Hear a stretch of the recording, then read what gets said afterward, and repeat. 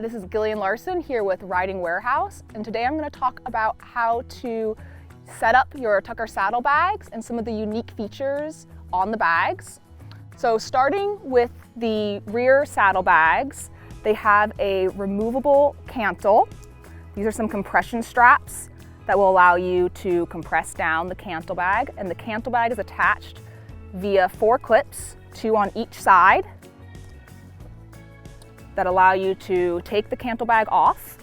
I like to keep the compression straps on the saddle and use this to secure my saw. My saw is a little long to fit in the cantle bag, so I can put items, even if they don't fit in the cantle bag, I can still secure them to the back of my saddle just with using these compression straps. Like my raincoat and my saw are what I typically carry back here. You could even carry something like your sleeping bag and secure them with these things, or your tent, either item. So very useful to have these compression straps. You'll also notice that the way the saddle is designed, the saddlebags are designed, is to hug the back of your saddle, the cantle here, and this allows the bags themselves to be a little bit more forward so that the bag sits right behind your leg, and this is a much better optimal place to carry weight. So the weight is not so far back on the horse's kidneys, it's more comfortable, less likely to cause back soreness. So that's a really key part of having this contoured back to the saddlebags. Now moving on to the saddlebags down a little bit lower, if you flip open this tab here, there is a strap that you can put around the whole bag, and this is another compression strap that, if you don't have these totally full to the brim, will allow you to squish everything down, make it a little cleaner of a look. And you just can tighten it down as much as you want, pull the slack through, and that's just another compression strap that they have on each of the rear saddlebags. They also have a compression strap on the front saddlebag here again, so you can tighten down and compress down the front saddlebag as well. So that kind of covers some of the unique features to these bags, and now I'm going to show you how to rig them to your saddle.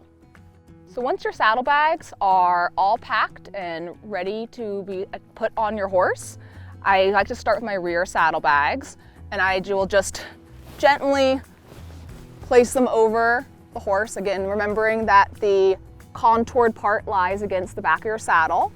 And then you'll notice right at the end of each contour there is a buckle, and it has this strap, and this is the main weight-bearing strap. So this strap is the most important strap that you have, and it's, it's reinforced all the way through the back of the saddlebag. So it is very capable of holding the weight of your saddlebags. It will not break. And then, as opposed to other saddlebags that rely on using saddle strings to secure the saddlebags to the saddle, the Tucker bags use the strap and it goes to the rigging of your saddle. So if you have a Western saddle, or this endurance saddle has a D-ring, you would just feed it underneath into the D-ring. If you had more of an English style, rigging, you could just go around the girth where it attaches to the saddle as high up as you can. And then you double back, attach it, do your other side, and then when you're ready, you just cinch it down and basically get it as snug as possible.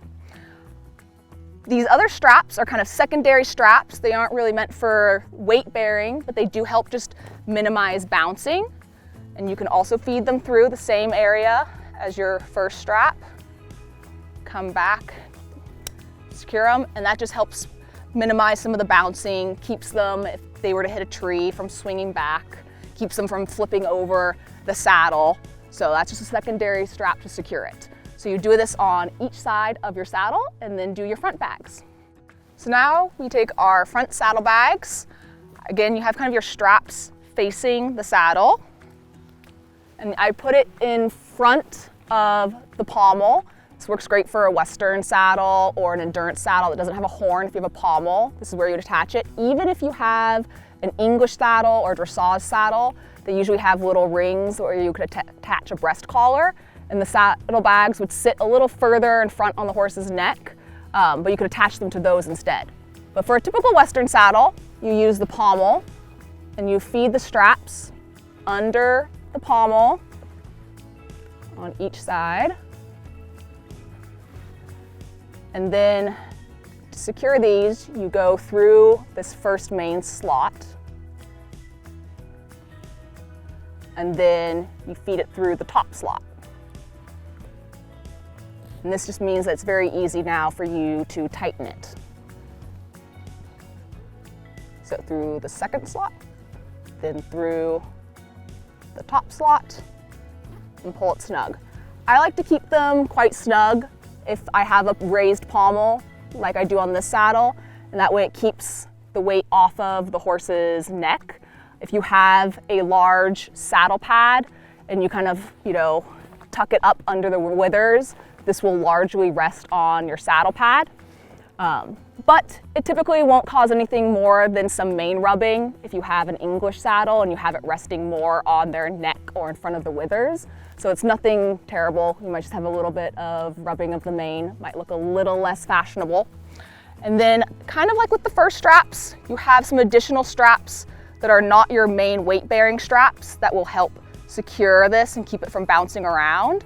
So for this saddle, they sit really well down by the rigging. This allows, again, to keep from less bouncing. And then you have this compression strap to help secure it. So the front saddlebags are very simple, very similar to the back. They also have two straps. So each saddlebag has two straps, a main weight-bearing one, and then a lower one that keeps it from bouncing and a little bit more secure.